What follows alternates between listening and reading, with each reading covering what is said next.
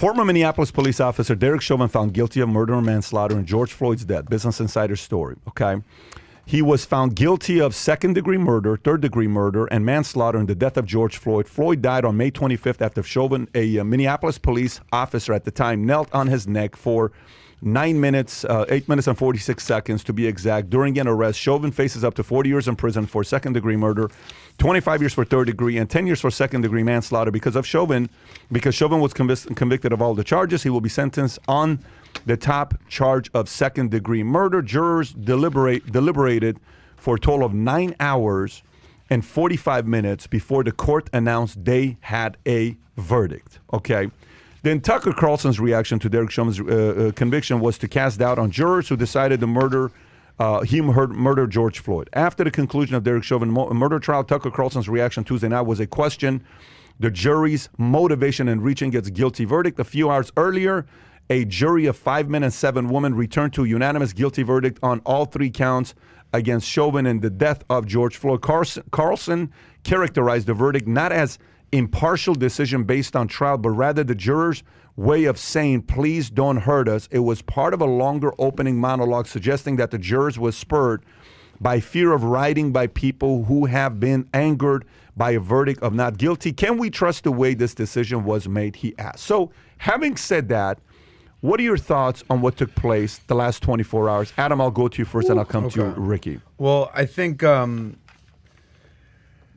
I agree with this decision. Let's just start with the basics here. I think the guy, Chauvin, put his knee on George Floyd's neck and murdered the man. People want to say, well, he had drugs in his system, or, well, you know, he wasn't a great father. That's not a reason to die, okay? So anyone who has 2 eyeballs and a brain and a heart will realize, yeah, Chauvin definitely played a part. Now, if you're part of the Chauvin's defense, or if you want to be the Tucker Carlson and you want to kind of play both sides, you can say, well, how much of a cause was it? Was it definitely? But I'm just going to side with the jury here and say, yes, guilty, homie, go to jail. But bigger than this is, I think, something that the Democrats did in the election in 2020 was coin the phrase defund the police. I personally think that's not a smart move. I think we need more police, or better trained police. I think the slogan should be de-escalate the police, not defund the police, de-escalate the police. Because everyone who has an interaction with the police these days, especially black people, that shit gets escalated so quick. Even yesterday, a girl, I don't know what happened with that. We could talk about that. LeBron James tweeted, okay. As well. Yeah. But like, why is everything with the police, you know, kill or be killed, and kneeling on the neck and killing the guy, or shooting person, or someone's running away, you shoot him in the back. Police, I think there was a lady on Bill Maher, she was a journalist who actually in her 40s became a police officer and had to go through the training and basically commented on what police have to deal with. She said they're asked to do too much. She said they're asked to be social workers, they're asked to be medics, they're asked to be heroes and warriors and negotiators and everything. They're doing that, and all at the ripe age of 25 years old. Any of those jobs is very hard to do. 100%. Any of those jobs to do, whether you're a nurse, an EMT, a negotiator, a social worker. Now you're going to throw on top of that a badge and a gun for someone who's fresh out of, not college, but college age. They're asked to do too much. So you throw a badge and a gun on them, and they get on a power trip. We've all dealt with police who's been on a power trip. So I think, look, George Floyd at the end of the day was a martyr. He was a symbol. He was a lightning rod. He wasn't a hero, okay? He was a guy who had some issues in his life that happened to be at the wrong place at the wrong time and had a knee on his neck, and it went viral because everybody's got a phone in their hands these days. And people are saying, bro, you're killing him. He's shouting out, I can't breathe. He's calling for his mother. Anyone who watched that, you'd have no heart to not sympathize with what he was going through, whether he was on drugs or not. So, what Carlson is also looking to do, because you brought up Tucker Carlson, he's basically saying that whether you like this or not, Derek Chauvin was also a martyr. Now, why was he a martyr? Because let's say, just for a second, hypothetically, that he actually didn't kill George Floyd. Let's just say that for a second. Let's just say, for whatever reason, he didn't really kill him and have his knee on his neck. He's a martyr because, do you know what would have happened in this country if he was actually found innocent of all charges? Burn this motherfucker to the ground. Okay? How bad you think it would have been? Badder than you think. Like, way worse. Every major Worse city. than Rodney King, L.A. Rodney King was in L.A. in one city. This is a national thing. Think about it. In the middle of a freaking pandemic, Yeah. everyone in the country, BLM, I get it. People basically said, this is more important. This is a reason for me to leave my house, take off my freaking mask, and get out there and riot. And I would, they say, 99% of the people, the riots or marching was peaceful. I get it. The protests, I get it. There were definitely some disgusting looting and stuff that's going on. So, in my opinion, George Floyd was not a hero, but he is a symbol of accountability. And Derek Chauvin also is a martyr, whether you like that or not. But I think my final point here is, one thing for sure is de-escalate the police. They have way too much power. They're asked to do too much, and they're not supposed to be doing that. At the end of the day, they're supposed to. No one's above the law, including law enforcement officers. They're supposed to protect the peace. And a lot of times, and I get that 90% of cops, 99% of cops are good, but they have it's so tough to be a cop. You say that how hard is it to be a cop? Worst job today. So hard to be a cop right now. Be anything but a cop today. But I don't think I think that we can have a pause and reset moment, and the police, because police, don't forget, people on trial, at the trial, also said, yeah, he murdered him. Police said that. So when you have police kind of ratting on your own, I think you know that you did something wrong. So, Ricky, what are you thinking? Pat, I'm gonna be honest with you. I'm a little bit. I'm split on this. I don't like to argue points just to argue them. I don't like to be irrational. I'm a very logical person when it comes down to things like this. Here's a reality behind things. I grew up in the hood. Okay. Me and all of my friends have been arrested either once or multiple times, and we've had interactions with cops. I'm gonna tell you a quick story. It's 2 a.m. I'm coming home from dinner. Shout out to Palmira Samaniego, which has been my childhood friend of mine, and she works with us right now within our team. And we're going home. Okay. Well, she gets pulled over. I'm not even driving. She gets pulled over, and they run her name. Everything's good. Well, the cop asked me, "What's your name?" Keep in mind, I'm 19 years old. I already had a record by this time. Actually, I'm 19 or 20 years old. They pull my name. Another cop pulls up, right? So he pulls my name, goes back into his car, says, "Wait here." Actually, 2 more cops pull up because my name was pulled. Okay. This was 14 years ago. Then they said, "Get out of the car." And there's 3 cops waiting, outside. Okay, cool. Where are you going? Where are you coming from? You get out. Yeah, I get out of the car. I said, okay. So here's a reality behind things, whether we like to admit it or not. Okay? Whenever they ran his name, they realized he's been in prison more than once, and he put a gun to the stomach of a pregnant woman while they were robbing. So whenever you run somebody's name and you see what they're capable of, your natural instincts are to tighten up and to be a little bit more aggressive with the person because you know that they are naturally aggressive. Yeah, I can't breathe. Yeah, he cried for his mom. And that's horrible to listen to as a human being, right? And there's no way to excuse that, because at that point, your humanity has to come out and say, you know what? Something's wrong here if this person's, crying out that much. You already got him in handcuffs. Maybe chill a little bit, okay? Maybe you got him. You guys got this, say, surrounded. He doesn't have a gun on him. Yeah. You got him. Like, chill. If this guy's crying out, chill. But on the other hand, they had a different angle, which the news never put out, where Chauvin, what's his name? Chauvin or whatever? Chauvin had his knee on his back and not on his neck. So we're looking at a viewpoint down where he's looking at the camera, where we see a knee and we see the guy's back, but we don't see specifically where his knee is at, even though it looks like it's on his neck. Well, the reason that they were thinking of quitting him is because they actually had he had his knee on his back, not on his neck. Now, we had this discussion. You're like, well, we don't know that. Well, we don't know that he had it on his neck either. That's the truth. Now, is it unfortunate that he died? Yes. Is there any way to excuse that? No. Now, did Chauvin have anything to do with killing him? Here's a reality. You don't know that. Neither do I. We do know that he was high on fentanyl. I'm very familiar with drugs because I grew up in a drug-infested neighborhood, which my city is one of the capital cities for the cartels in the United States.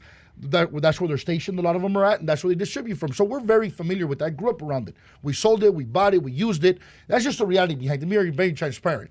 I know what happens to your heart rate when you're on drugs. It's not meant for you to be in a situation where you could get even more, your heart rate goes even more up because you're gonna have a heart attack. I've had friends overdose. There's in my neighborhood there was 3 brothers with all 3 of them overdosed on cocaine, not on fentanyl. Wow. Nobody was around them. And by the way, that's one of PPD. I got stories like that for days. Wow. I have many of my close friends overdose on cocaine, which is nowhere near like fentanyl. Nowhere, it's not even a quarter of it. So when you're putting, and they just overdosed. Right? And so when you have fentanyl, which right now, as a matter of fact, when they're cooking this stuff, they put gloves on, Pat. They put gloves on, like the people that are cooking it, because it's that dangerous. They literally wear suits, you know, biohazard suits when they're making it in Mexico in the what are they called? In the lab. In the lab, okay? In the kitchen. In the kitchen. So when you're consuming that shit, and to think that the most dangerous drug in America right now had nothing to do with his death is simply insane. You are naive. You do not know how drugs work. If you could overdose on cocaine, you can overdose on meth. Fentanyl's by far, it's 10 times worse than both of those drugs combined. So to think that didn't play a role, it's just ridiculous. Now, is it okay? No. I'm just split on it. I'm not going to take one side or the other. Anything could have happened. Anything could have happened. Do you trust the justice system? No. Hell no. No. You don't trust the justice system? No way. So let me ask you, what do you trust more, politicians or the justice system? If I had to choose between both, I would maybe the justice system, but not politicians. Got it. So because let me tell you why, though. Yeah. Because if I have the money to hire a lawyer, the lawyer's going to get me out of it. Okay. So I can't buy you can buy a politician. Who were we talking about yesterday? One of your lawyers in Australia who, you know, he says every client of mine, they're all criminals. Sydney, they're all, you know, all this other stuff. But if they got the money, I can help them out. Right. Okay. So you trust the justice system more than you trust politicians. Yes. On both sides, by the way. Okay. On both sides. How much do you think these jurors made the decision based on facts and what happened, and how much you think the decision was based on? When the president is calling you, telling you, we hope that you make the right decision, and Maxine Waters is calling. They don't want to be the cause of riots all over the country. The president wasn't calling the jurors, bro. The juror. I mean, if you believe in impartial jury, and who called them? Nobody's calling the jurors. Nobody That's called the jurors. Whole point. Nobody asked the jurors to make the right decision. Nobody did. Are you sure about that? I would hope not. Would you like to pull it up?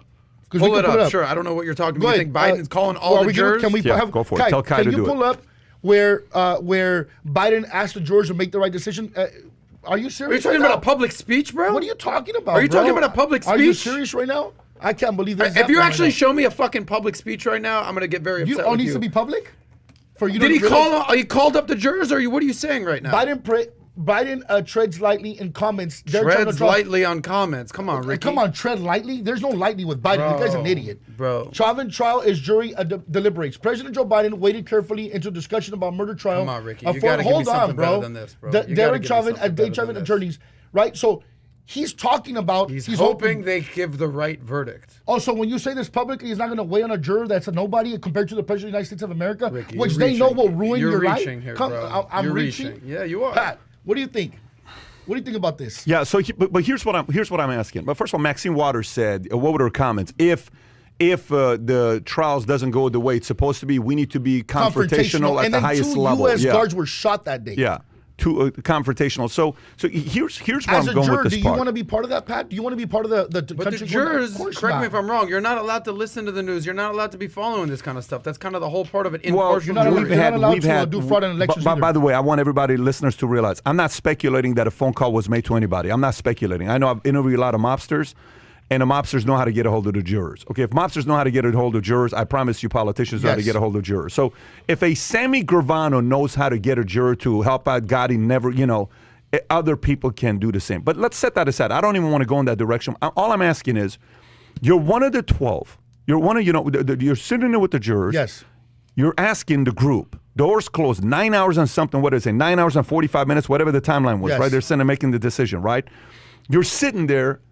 Is anyone asking, what the hell is going to happen to America if we let this guy go? 100%. You think someone asked it in that 9 hours? Yes. And what do you think? Do you think somebody said, oh, it's going to be crazy? Yes. So do you think it was one of those things where They don't want to be a part of that. Do you think it's one of those things that where one person's life is Yes. less important than Yes. us having rights Yes. around the? Is that the right way of thinking? No. Okay. So I think it is. okay, you think it is? How? Okay, so tell me why. If it was your life, would you want that? You If want me I'm- to if I'm- sacrifice if you when I'm- you didn't do if nothing I'm- wrong? If number one, I think the jury actually. He would be a Roman in the days of Jesus. Actually- he would be one of the ones that crucified Jesus just for the hell of it. You'd be that person. You're out of You'd be control, Roman. bro. I'm just telling you, bro. You're out of control. I can see you in Roman uniform killing Jesus. You're a Roman, bro. Go all day. Go with Judas' your story. cousin. So do you think the conversation was brought up? Okay, listen. Let's just relax for a second. I think the jury actually sat there. It's very easy to be like, oh, I think this, bro, and I think this, bro, and bro, and this is what I think, bro, and bro, blah, blah, blah, blah, blah, blah. you think- I actually think that they actually sat there and listened to all the experts that were called in for days and days and days and weeks. And when an expert says, yes, if someone has a knee on your neck and this is what happens to the heart and the palpitations, you got to understand the centrifugal force. And like they actually sit there and listen to the science. They had How a much video of the- where Go it on goes and that. on and on and How on for much of days. the- I think they said, I you know get what? it. How much of the They decision? had a video where he had his knee on his back. They watched How that much of too, the bro. decision- I don't know where Ricky gets his What are how you name. much? talking How about, much my of the guy? decision? How much of the decision you think was justice? How much of the decision was America is going to be so flippin' divided? It's going to be Yes. insane. Okay, I think That's what I'm I asking. think the large percentage of it was the facts of the case. I do think. Okay, so you're that- putting it more there. Okay. Oh, beyond. Okay. I also think that there was an emotional component to saying, you know what? Don't forget, they all have to agree. I mean, if the one dissents, Yeah. then the whole thing is a hung jury. So I think there's probably, like we talked about, logic and emotion. I think there's someone who's thinking, you know what? I don't know, but I'm not, you know what? Sacrifice the sacrificial lamb, Chauvin. I'm not trying to see America burn. I'm sure people Yes. think like that. And you know what? I'm okay with it in this case. So if you enjoyed this little short segment from the podcast that we did, here's another short segment to watch. Or if you want to see the entire podcast, click over here. Take care, everybody. Bye-bye.